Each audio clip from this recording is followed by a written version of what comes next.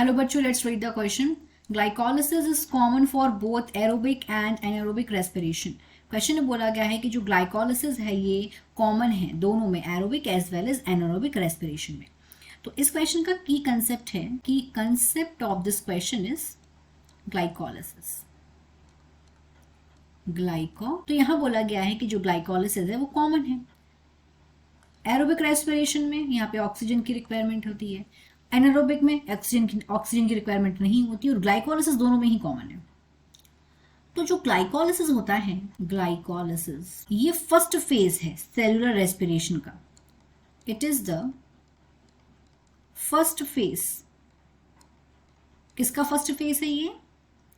Cellular respiration का, of cellular respiration. Glycolysis में क्या होता है?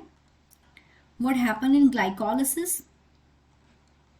It involves breaking down of, यहां पे ब्रेक डाउन होता है, ब्रेकिंग डाउन किसका? 6 कार्बन ग्लूकोज का. ग्लूकोज में कितने कार्बन होते हैं? 6 कार्बन होते हैं. तो यहां पे ब्रेक डाउन हो रहा है 6 कार्बन ग्लूकोज का, मतलब यहां पे ग्लूकोज मॉलिक्यूल ब्रेक डाउन हो रहे हैं.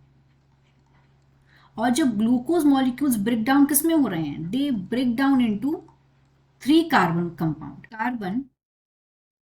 3 कार्बन का क्या? Pyruvate molecule. पायरोवेट मॉलिक्यूल जो होता है उसमें 3 कार्बन होते हैं. Pyruvate molecules. और ये जो प्रोसेस है ये कहाँ होती है?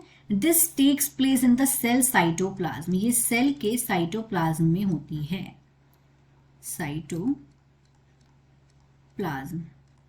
और जो ये जो फेस होता है, this face does not require energy. ये जो फेस है इसमें एनर्जी की रिक्वायरमेंट नहीं होती है. ये जो फर्स्ट फेस है सेलुलर रेस्पिरेशन का, ये फेस को एनर्जी की रिक्वायरमेंट नहीं होती है. Does not require energy. इसीलिए ये जो फेस है ये कॉमन है सारे के सारे ऑर्गेनिजम्स में अंडर ऑल कंडीशंस. यहां पे एनर्जी की रिक्वायरमेंट नहीं हो रही है.